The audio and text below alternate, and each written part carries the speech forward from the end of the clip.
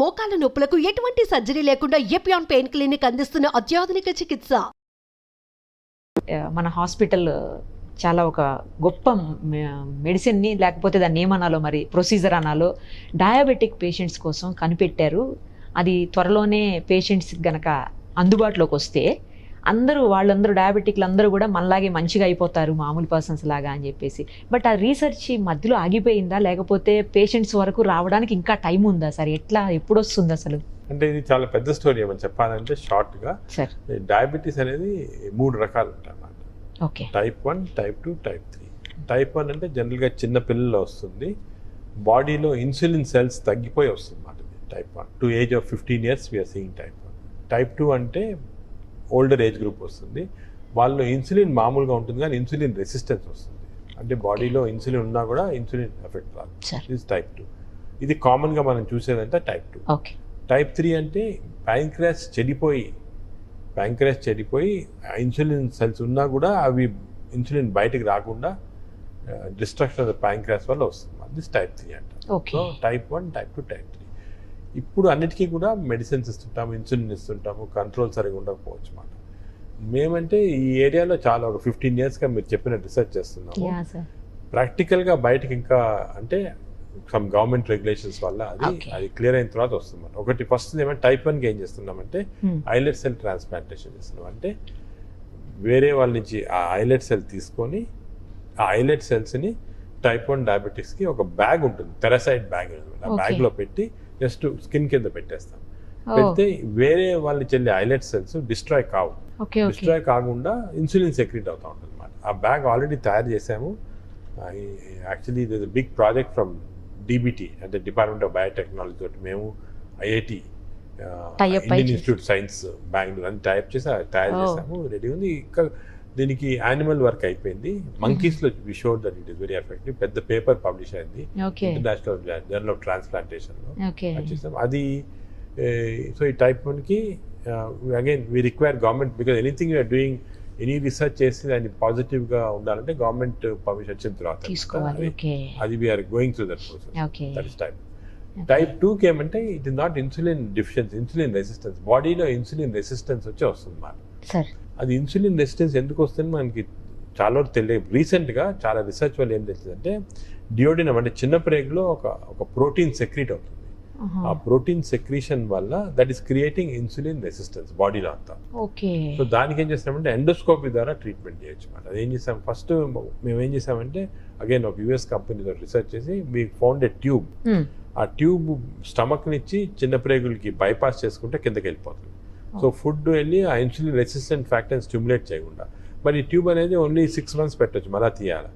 So అది కాకుండా more permanent method ఏమంటే DMR అని వచ్చింది, అంటే డియోడినల్ మ్యూకోజల్ రీసర్ఫేసింగ్. ఎండోస్కోపీ ద్వారా మేము ఇంటెస్టైన్ చిన్న ప్రేగులకి వెళ్ళి ఆ చిన్న ప్రేగుల్ని లేజర్ ద్వారా కానీ హీట్ ద్వారా కానీ దాన్ని చేంజ్ చేస్తాం. కంప్లీట్ చేంజ్ చేస్తే ఆ insulin resistance factor it won't be secreted, diabetes control అయిపోతుంది.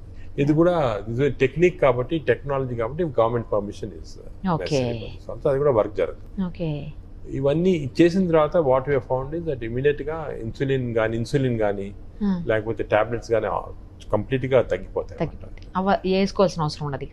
అది థర్డ్ టైప్ 3 చెప్పాక. టైప్ 3కి ఏమంటే ఈ ప్యాంక్రియాస్ చెడిపోయిన వాళ్ళకి ఆ ప్యాంక్రియాటిక్ సెల్స్ తీసి సెపరేట్ చేసి మా దగ్గర రికార్డీ సెల్ సెపరేటర్ ఉంది. ఇండియాలో యాక్చువల్లీ ఏషియాలో ఓన్లీ మెషిన్ ఇక్కడ మా దగ్గర రికార్డీ సెల్ సెపరేటర్ ఉంది. ఆ రికార్డీ సెల్ సెపరేటర్ తోటి మేము ఆ స్పెషలైజ్డ్ ఇన్సులిన్ సెల్స్ని కంప్లీట్ సెపరేట్ చేసి దాన్ని ఒక స్పెషల్ కెథెటర్ ద్వారా లివర్కి ఇస్తాం. ఇస్తే లివర్ ఇవన్నీ టెక్నిక్ చెప్పే ఇవన్నీ కూడా మేము స్టడీ చేసాము. కానీ ఈ లాస్ట్ మాత్రం ఆల్రెడీ పేషెంట్స్ చేసి సక్సెస్ అయింది. మేజర్ పబ్లికేషన్ కూడా వచ్చింది, published in journal where we treated. అది చేస్తున్నాం ఇప్పుడు ప్రస్తుతం. సో టైప్ 3 చేస్తున్నాము. అది ఎలా చేస్తుంది, గవర్నమెంట్ పర్మిషన్ కూడా ఉంది. We went through all the government. But type 3 చాలా తక్కువ మందికి ఉంటుంది. పోయిన వాళ్ళు తక్కువ మంది టైప్ 3 వాళ్ళకి. Now we're very effectively doing. మేజర్గా ఉండే టైప్ 2, సెకండ్ టైప్ 1. టైప్ 1 చిల్డ్రన్లో ఉంటుంది అన్నమాట. ఈ చిల్డ్రన్ టైప్ 1 కూడా తొందరలో వచ్చేస్తుంది చాలా ట్రాన్స్ప్లాంట్. అది ఐఎమ్ షూర్ పర్మిషన్స్, ఎందుకంటే ఈ టైప్ 2 ఇంకా కొద్దిగా we have to discuss with the government and all that. కానీ ఇవన్నీ వస్తే చాలా పెద్ద హెల్ప్ అవుతుంది సార్ అసలు. అంటే కూడా మెడికల్ రీసెర్చ్ అనేది చాలా స్లో. అంటే కొన్నిసార్లు మీరు వినుంటారు ఇప్పుడు ఇన్సులిన్ డిస్కవరీ 1910లో వచ్చి 1930లో అసలు బయట, అంటే 20 years పట్టింది బయటకు రావడానికి. అలాగా చాలా డిస్కవరీస్ ఏమంటే 20 years 30 years అంటే ఓపిక ఉండాలంతే. అవును సార్. బట్ మా duty is to do this research and స్లోగా ఒక జనరేషన్ కాకపోయినా సెకండ్ జనరేషన్ కన్నా ఒక నాలెడ్జ్ పైన knowledge. Science is built on bricks. ఇప్పుడు నేను ఒక బ్రిక్ వేస్తాను, ఇంకో బ్రిక్ వేస్తాను, అదంతా బిల్డింగ్ తయారు. Building maybe after 10, 15, 20 years, but అప్పటికన్నా వస్తుంది. డయాబెటిక్ కి రోజు కోట్లాది రూపాయలు డ్రగ్స్ అవసరం ఉంటుంది సార్. డ్రగ్స్ కంపెనీస్ నుంచి ఏమన్నా ప్రాబ్లం అవుతుందా సార్ ఇలాంటి రీసెర్చ్ చేసేటప్పుడు? అంటే మీకని కాదు, నార్మల్ గా కూడా కొంతమంది ఎవరో అంటున్నారు. అలాగని కాదు, కాంపిటీషన్ ఉంటుంది, different companies different things competition ఉంటుంది. బట్ అటువంటిది we don't scientist we don't say any of those things. Scientist గా we do only what is good for science. Sir final ఒకటి చెప్పండి సార్, ఇప్పుడు కోవిడ్ నుంచి బయటపడిపోయిన తర్వాత పోస్ట్ కోవిడ్ సంబంధించిన చాలా రకాలైనటువంటి జబ్బులు వస్తున్నాయంట.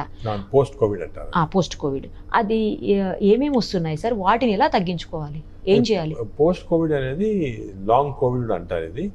ఇది ఒక ఇంట్రెస్టింగ్, ఈ కోవిడ్ ఫస్ట్లో వచ్చినప్పుడు ఒక జాపనీస్ సైంటిస్ట్ ఉన్నాడు, ఇషావో అని. హీ హెస్ ఫౌండ్ దట్ బాడీలో కోవిడ్ వచ్చిన వాళ్ళకి 83 ఆటో ఇమ్యూన్ యాంటీబాడీ, అంటే మన బాడీ అగేన్స్ట్గా యాంటీబాడీస్ 83 డిఫరెంట్ టైప్స్ వస్తాయి.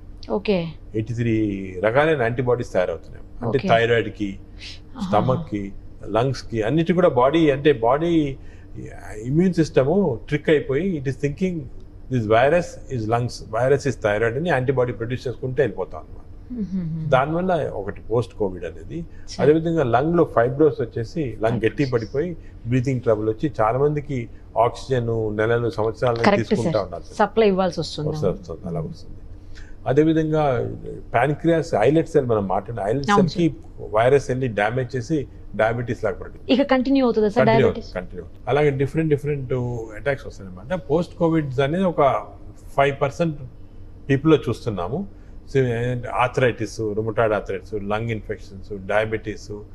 చాలా మందికి మెమరీ తగ్గిపోవటము, డల్నెస్ ఉండటము, కొంచెము హేజీనెస్ రావటము, జనరల్ మయాలజియస్ పెయిన్స్ రావటం, ఇవి చాలా కామన్గా వస్తున్నాయి అన్నమాట. ఇవి ఎన్ని రోజులు ఉంటాయని తెలియటం లేదు, కానీ హోప్ఫుల్లీ ఇవి కూడా తొందరలో పోవాలన్నమాట. కానీ లంగ్ సివియర్ ఇన్ఫెక్షన్ వచ్చిన వాళ్ళకి లంగ్ డ్యామేజెస్ కంటిన్యూ, ఒక 5% వాళ్ళకి లంగ్ డ్యామేజ్ అలా కంటిన్యూ అవుతా ఉంది. ఇక లైఫ్ అంతా ఉంటుంది, లైఫ్ అంతా ఉంటుంది. అది కంట్రోల్ కాదా సార్? నార్మల్ స్టేజ్ కి రాలేవా లంగ్స్? మళ్ళీ ఒక్కసారి లంగ్ లో ఫైబ్రోస్ వస్తే నార్మల్ స్టేజ్ రాదు, లంగ్ ట్రాన్స్ప్లాంటేషన్ వల్లే వస్తుంది. అది చాలా తక్కువ పర్సెంటేజ్. ఇప్పుడు ఈ డయాబెటీస్ పరిస్థితి ఏంటి సార్? ఈ డయాబెటీస్ వచ్చిన వాళ్ళకి చాలా మందికి ట్రాన్సియెంట్ వస్తూ ఉంది. అంటే ఆ కరోనా ఉన్నప్పుడు, కోవిడ్ డిజీజ్ ఉన్నప్పుడు సివియర్ డయాబెటీస్ తగ్గిపోతా ఉంది. కొంతమందికి లాంగ్ టర్మ్, అంటే ఇంతవరకు ఇప్పుడు ఇది only 2 years old, 1.5 years old కదా, ఇంతవరకు 1.5 years దాకా కొంతమందికి వస్తా ఉంది. లేటర్ ఆన్ స్టేజెస్ పోతుందని చూడాలి. కొంతమందికి మధ్యలో ఒక 1-2 months తగ్గిన సందర్భాలు కూడా ఉంటాయి. చాలా మందికి వచ్చి తగ్గిపోతుంది. అంటే మనం తీసుకునే ఫుడ్ ఏమైనా కంట్రోల్ చేసి అలాగేం లేదు, అదేం లేదు. కానీ జనరల్ ప్రికాషన్స్ తీసుకోవాలంటే ఎక్సర్సైజ్, హెల్తీ ఫుడ్ అవి ఇంపార్టెంట్. ఎక్సర్సైజ్ తగ్గించేసి, స్వీట్స్ తగ్గించాలా, ఎక్సర్సైజ్ అనేది చాలా important. Exercise is very important. Diabetic వాళ్ళకి మెయిన్ ఎక్సర్సైజ్ ఇంపార్టెంట్. ఎక్సర్సైజ్ చాలా ఇంపార్టెంట్. జనరల్ గా కూడా ఎక్సర్సైజ్ బాడీకి చాలా ఇంపార్టెంట్. దానివల్ల మనం చాలా several diseases we can avoid. దానికి కంపల్సరీ ఎవ్రీబడి 45 minutes అన్న ఎవ్రీడే, మార్నింగ్ అని ఈవినింగ్ అని ఎప్పుడు టైం దొరికితే ఎక్సర్సైజ్ అంటే ఏదో నేను నడుస్తున్నా రోజంతా ఇంట్లో నడుస్తున్నా అది కాదు. ఒక బ్రిస్క్ వాక్ 45 minutes లో 7 kilometers 6 kilometers కవర్ చేయాలి. That is the correct exercise. Brisk exercise చేస్తే బాడీలో సర్క్యులేషన్ ఇంప్రూవ్ అయ్యి ఓవరాల్గా అన్ని ఇంప్రూవ్. సార్ ఒక్కసారి డయాబెటిక్ అయిన తర్వాత వాళ్ళు మళ్ళీ నార్మల్ పర్సన్స్ అయ్యే అవకాశం ఉంటుందా అసలు? ఉండదా? ఫర్ ఎగ్జాంపుల్ డయాబెటిక్ చాలా ఒబీస్ అయిపోయి రాంగ్ ఫుడ్ తీసుకొని, స్వీట్స్ ఎక్కువ తీసుకొని, డ్రింక్స్ తీసుకొని డయాబెటిక్ అయ్యారనుకోండి, ఆ same person if he decreases weight, changes his food habits, he can come back to normal. Weight లేకుండా కూడా కొంతమంది అవుతుంటారు కదా సార్. లీన్ డయాబెటీస్, అది వేరే కారణాలు ఏమన్నా, ఈటింగ్ హ్యాబిట్స్ అవన్నీ చూసుకోవాలి మనం. అంటే రివర్స్ డయాబెటీస్ లో కొన్ని ఇర్రివర్సిబుల్ ఫ్యాక్టర్స్ ఉంటాయి, రివర్సిబుల్ ఫ్యాక్టర్స్. అవునా? ఈ రివర్సిబుల్ ఫ్యాక్టర్స్ మనం అన్ని కంట్రోల్ చేయొచ్చు. ఒక డయాబెటిక్ మా దగ్గరికి వస్తే ఫస్ట్ మేము ఏం చూస్తాము, దీనికి what are the reversible factors అనేవి. ఈ రివర్సిబుల్ ఫ్యాక్టర్స్ అన్ని మ్యాప్ అవుట్ చేసి ఇవి రివర్స్ చేసేస్తే కొంతమందికి నార్మల్గా వచ్చేస్తారు. కొన్ని ఇర్రివర్సిబుల్ ఫ్యాక్టర్స్ ఉన్న వాళ్ళకి డ్రగ్స్ కానీ ఎక్సర్సైజ్ కానీ అవన్నీ అవసరం. చాలా విషయాలు షేర్ చేశారు సార్. మళ్ళీ డయాబెటీస్ మీద పెద్ద రీసెర్చ్ జరుగుతుంది కాబట్టి నాకు మళ్ళీ మీరు ఇంకొకసారి అవకాశం ఇవ్వాలి మొత్తం డీటెయిల్డ్గా మీతో మాట్లాడేదానికి. థ్యాంక్